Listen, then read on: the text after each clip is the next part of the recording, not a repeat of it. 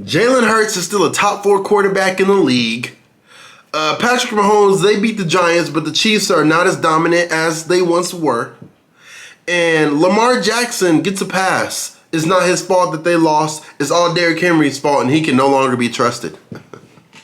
If those are some takes that you can agree with, congratulations. YouTube brought you to my channel because you're fucking stupid. And they know your boy is going to be able to drop some true knowledge and some real ball knowledge to educate your dumb ass. So go ahead and lock in. It's your motherfucking nigga. Your favorite thick cheerleader's favorite sports journalist. True View Sports News very own. Y'all saw that title and thumbnail. We got work to do. I'm going to go ahead and give it to you. We got the field goal fiascos and upsets of NFL Week 3. Yes, Lord.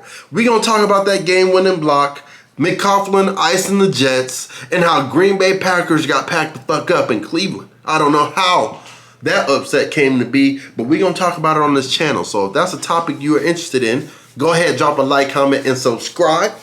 And the Don Dada of sports knowledge is go ahead and give you great sport takes, okay? Let's go ahead and get back to business. We got the greatest slideshows on God's green earth. Now, the first slideshow, I'm going to talk about all the games. I'm going to skim through them real quick. Y'all see where I went right and where I went wrong. The team circled in red obviously won, and I had those picks wrong. The team circled in green, it was good money. And I'm going to talk about the main, the primetime games in the slides following afterwards. So just stick with me real quick. To talk about my locks of the week, out of all the 16 games, I choose 3 to 4 teams that you can bet your rent money on. If you lose and go homeless, don't come back here. No, I'm playing. Do not gamble. Gamble responsibly if you do, but I would advise just to not gamble at all. It's easier to save and invest your money, but enough of Coach Coop advice. My locks of the week was Washington, Indianapolis, and Tampa Bay. Tampa Bay, obviously I had easy comp against the Jets, but that was a closer game. They needed their kicker to turn into Superman.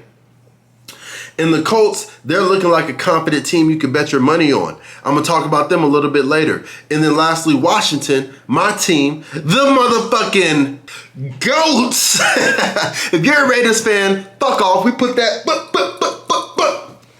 belt to ass. You can't fuck with us. Even with Mariota, he could have had 3 beers, 6 burgers, went out there and still ran circles around that fuck-ass franchise. We went to work.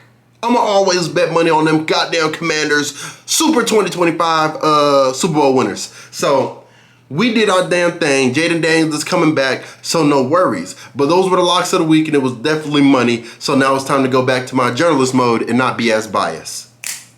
Okay. Next question, I had to remove the hat because I'm talking about a punk-ass franchise next. Is Jalen Hurts the weakest link? That first half against the Rams was applying absolute belt. People was considering dropping A.J. Brown, getting rid of Devontae Smith, had you questioning the offense as a whole. Drew Brees even came out there and said, this shit is absolute buns. How the fuck people paying for a subscription to watch this shit? Watch a quarterback glue himself to his center's butt cheeks. Got his head all in his ass. He in there. Pause. That's very extreme pause. That was kind of too graphic. But Jalen Hurts, I put you in my top 4 at quarterback in my last video. Now I'm feeling kind of foolish. I'm not seeing the talent. All I'm seeing is the quarterback in a very goddamn blessed position. You couldn't have asked God for a better position. You're on your knees praying. Please give me the best O-line. Give me the best running back. Lord, please give me the best receivers. Heisman winner.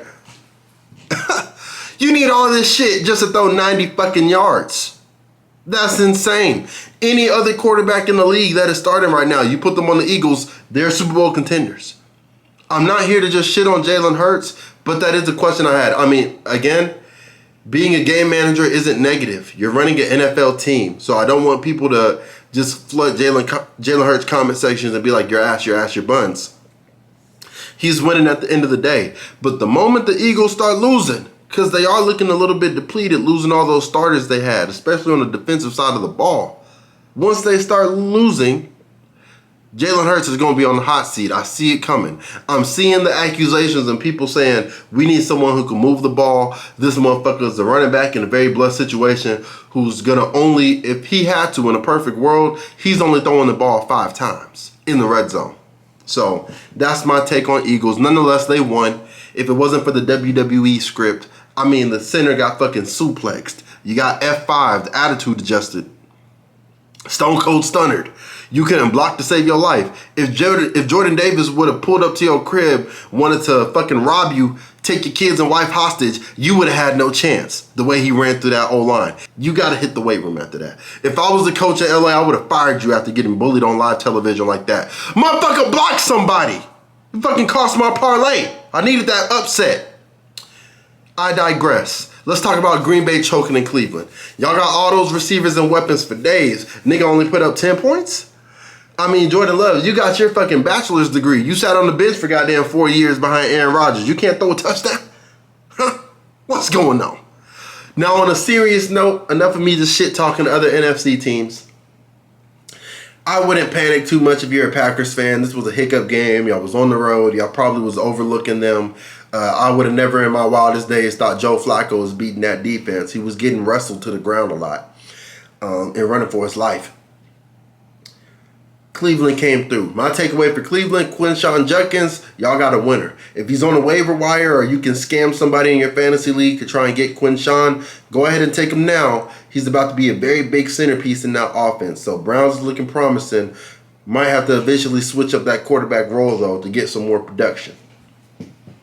The Colts. Moving on to my boy, Danny Dunce, a.k.a. Indiana Jones now. He's not choking in the NFC, stumbling over himself. He's motherfucking cooking in the AFC. Okay, he's big. He's the big boss over there. I had him on my slip because I just didn't see Tennessee being able to contain Indiana Jones and JT looking like the greatest running back of all time for fantasy-wise. So if you're a Colts fan, you should be chugging beers for days, singing hallelujah. Y'all are looking like y'all are playoff promising. And lastly, speaking of playoff promising, the Chargers look locked in. They should be in everyone's top 4, top 3 right now. They beat the teams they needed to beat. They overcame the Broncos, their divisional rivals, and then they overcame the Chiefs at the beginning of the season in Brazil. If your issue as a team is that Lat McConkey went from your number 1 to arguably your number 3, that's a good fucking issue to have. If you have McConkey on fantasy football, I wouldn't panic because this looks like a rough patch. Keenan Allen is looking pretty dominant, but again, he's 33. It's not crazy old, but eventually these defenses are going to start keying in on Keenan Allen, and Lat McConkey can possibly go back to the production he once had a couple weeks or so. So I'd keep McConkey if you're a fantasy owner of him. Overall predictions, y'all see it again. I ain't going to waste all your time going through it. Little side note, Atlanta, you're fucking ass. Penix, unbelievably trash. I'm not sure why every journalist had Atlanta as a lock. But that was crazy. I should have had Carolina on my lock of the week. Overall, I went 10 for 16. Now let's talk about them primetime games. Miami versus Bills. The main narrative was, is it Mike McChicken or is it Tua Tagovailoa? Turn it over. Whatever the fuck your last name is. Now, being fair, the Dolphins look decent in a conference clash. Speedy motherfucking weapons. Deshaun was looking like he got shot out of a cannon every chance he got. Washington was over there lowering the shoulder, putting the boomstick on players. I like their backfield. Mike McDaniels was utilizing the speed. We had Waddle waddling again. He disappeared. I forgot he was in the NFL. He just fell off the face of the earth. And Tyreek Hill, again, this isn't the Wendy Williams show. This isn't motherfucking TMZ, The Breakfast Club. I'm not Charlemagne. I'm not talking about all that outside noise with Tyreek. But nonetheless, everything he got going on in his personal life, he's still looking like a solid receiver too, fantasy-wise. I don't think it's McDaniels. McDaniels deserves a pass. He caught up some great play calling. What I would be concerned about is how my quarterback, 146 yards, checked down and shit the whole game. 2 TDs is respectable. And I was like, okay, he's having a clean game. As soon as I said it, this motherfucker no-look passing like he Neo in the Matrix, like he Patrick Mahomes. You no-look passing it to the defense. And they have on completely different colors. You threw it straight to the guy. I thought you were drunk. I thought you took a hit on the sideline. You didn't know what you was doing. You can't make mistakes like that, especially on a game where they're flying signs over your stadium requesting to get your bosses, your big homies fired. You got to lock in. Game on the line, you doing silly shit. The same way with Russell Wilson, who I'm going to talk about later, Tua Tagovailoa, you're asking to be quarterback number 2 or get traded somewhere. I don't think it's Mike McDaniels. The personnel actually was looking pretty nice too. The defense was holding up with the Bills, so I give props to them for that. And ultimately, the game changer, Thanos with the Infinity Gauntlet, the Winter Soldier clear MVP. 22 for 28, 213 yards, 3 touchdowns. 3 tutties? He liked that. He's dominating the league right now. He's the clear number 1. I couldn't think of someone, maybe Justin Herbert, maybe. I don't think he's having too many crazy numbers, but Daniel Jones, which is crazy to fucking say. He's the closest. Jonathan Taylor, maybe, but clearly Josh Allen, the Winter Soldier, Mr. Bitches, he's at the top of the league right now. Next up, I was a knucklehead. I picked the Giants. I was kind of in fucking, I was sounding kind of goofy. Not going to take that away from y'all. Y'all can call me in the comments. I thought the Giants was going to be able to get the upset done. Kansas City put belt on them. Defeated them 22-9. Overall, it was a close game for the most part, though. The main question, is it too early to start Dart? Russ had 160 yards, 2 interceptions, and then he threw the ball away on 4th and goal. Kind of just threw away your starting position with that pass, buddy. But I don't think it's too early to start Dart. The preseason that he had, if Shedeur Sanders would have had that preseason, niggas would be swinging from the top of the stadiums. They'd be burning shit, burning jerseys, saying Shedeur needs to play. Now people are saying Dart, it might be too early. I think Jackson Dart is primed to start, and it's only going to elevate everyone around you. Malik Neighbors' stock just went up. Wan'Dale Robinson stock just went up. Cam Scatterbo, I saw a lot of people going after him in free agency. Cam Scatterbo's stock is through the motherfucking ceiling. He runs like his hair is on fire. So I think this is the perfect time, and you're starting them against a very good-looking team to where, hey, this is the best you can play right now. So let's see what you look like out there. Let's get a real level of your skills. Pat is performing, like I was saying earlier in the intro, this nigga is performing without his number 1, his number 2, and his number 1 option right now, and Travis Kelce is in the back end of his career. He's not washed. I'm seeing comment section saying the Chiefs are finally done. This is the downfall. They had a very tough beginning of the schedule. They competed in every single one of them with minimum weapons on offense. They're throwing to Tyquan Thornton. Who the fuck is this guy?